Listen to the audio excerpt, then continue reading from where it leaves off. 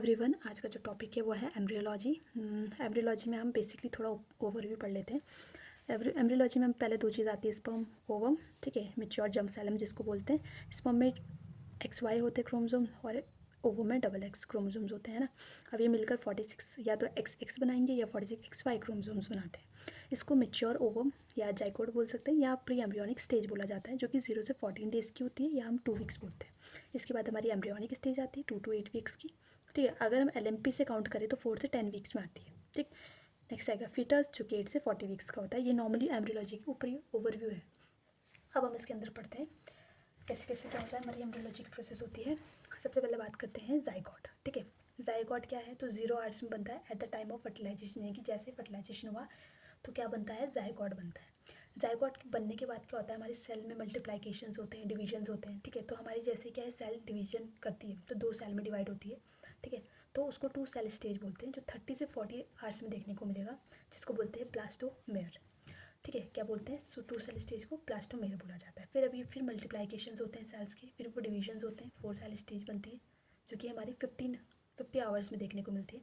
उसके बाद फिर मल्टीप्लिकेशंस होती हैं सेल्स का, 8 से 12 सेल स्टेज बनती है 72 आवर्स में।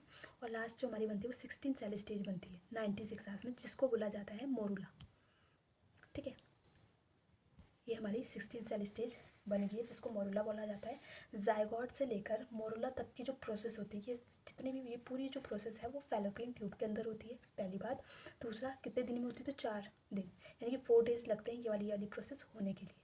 तो ये यहाँ जायगॉट से मोरूला तक की जो प्रोसेस है पूरी हमारी किसमें, फैलोपियन ट्यूब में होगी, और 4 डे तक ये यहीं पर होती है, ठीक है। नेक्स्ट बात करते हैं। अभी हमने बोला कि जो मोरूला तक की जो प्रोसेस है वो हमारी फैलोपियन ट्यूब में हुई।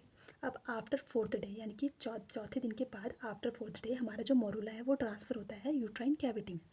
जैसे वो यूट्राइन कैविटी में ट्रांसफ़र होता है तो हमारा जो यूट्राइन म्यूकस होता है वो क्या कर देता है, मोरूला को कवर कर देता है, जिस कंडीशन को बोला जाता है ब्लास्टोसिस्ट, यानी कि ये हमारा मोरूला है।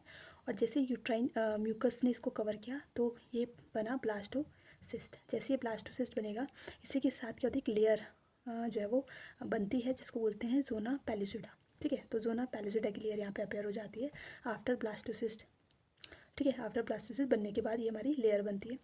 लेयर बनने के बाद after 5th day of fertilization zona pellucida start to disappear, यानी कि जो ये लेयर बनी है वो आफ्टर 5th डे क्या हो जाती है, डिसअपेयर होने लग जाती है, जिसको जोना हैचिंग रिएक्शन बोलते हैं। क्या बोलते हैं, जोना हैचिंग रिएक्शन बोला जाता है।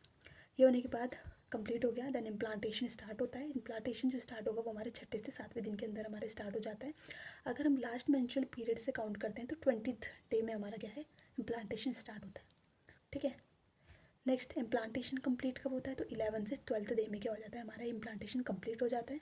फ्रॉम LMP से बोलेंगे तो वही 25th से 26th डे लग जाएगा, यानी कि +14 हो जाता है, ठीक है। बाकी ऐसा कुछ नहीं है इसमें खास, ठीक है। नेक्स्ट, इम्प्लांटेशन स्टार्ट कब हो रहा है, कंप्लीट हो रहा है, कंप्लीट समझ आ गया। फिर इसके बाद आता है हमारा ड्यूरिंग इम्प्लांटेशन कुछ फीमेल्स में क्या होती है, ब्लीडिंग देखने को मिलती है, ठीक है, जिसको हम हार्टमन साइन बोलते हैं।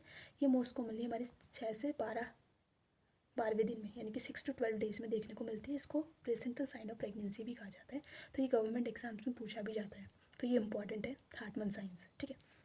अब क्या होता है कि अभी तक हमारे यहाँ था कि इम्प्लांटेशन स्टार्ट कब हो रहा है, कंप्लीट कब हो रहा है। लेकिन इम्प्लांटेशन स्टार्ट होने से पहले, यानी कि इम्प्लांटेशन होने से पहले हमारा क्या, जो ब्लास्टोसिस्ट है ये क्या हो जाता है, 2 उसमें डिवाइड होता है, 2 पार्ट्स में डिवाइड होता है। फर्स्ट होता है इनर पार्ट और सेकेंड होता है आउटर पार्ट। जो इनर पार्ट होता है वो हमारा फॉर्मेशन करता है सेल मास का, फिटस का। और जो आउटर पार्ट होता है वो, उसको हम ट्रोफोएक्टोडर्म बोला जाता है, और वो प्लेसेंटा का फॉर्मेशन करता है। यहाँ तक क्लियर है, ठीक है। इनर पार्ट हमारा फॉर्मेशन कर रहा है सेल मास का, यानी कि फीटस का। और जो आउटर पार्ट है उसको ट्रोफोएक्टोडर्म बोलते हैं, वो फॉर्मेशन करता है प्लेसेंटा का, ठीक। नेक्स्ट आगे हम यहाँ पे ट्रोफोएक्टोडर्म, जो कि किसका हमने बात करी है, फॉर्मेशन ऑफ प्लेसेंटा, प्लेसेंटा का फॉर्मेशन करता है। अब ये ट्रोफोएक्टोडर्म जो है वो 2 उसमें डिवाइड होता है, इनर देन आउटर। इनर वाले को बोलते हैं साइटोट्रोफोब्लास्ट, और जो आउटर होता है उसको सिनसाइटोट्रोफोब्लास्ट बोला जाता है। ये जो इनर यानी कि साइटोट्रोफोब्लास्ट, ये क्या करता है, फॉर्मेशन ऑफ प्लेसेंटा, ये क्या करता है, प्लेसेंटा का फॉर्मेशन करता है। और जो आउटर होता है यानी कि सिनसाइटोट्रोफोब्लास्ट है, ये इसको हार्मोनल यूनिट बोला जाता है प्लेसेंटा की, जो कि क्या करता है, HCG रिलीज़ करने का काम करता है।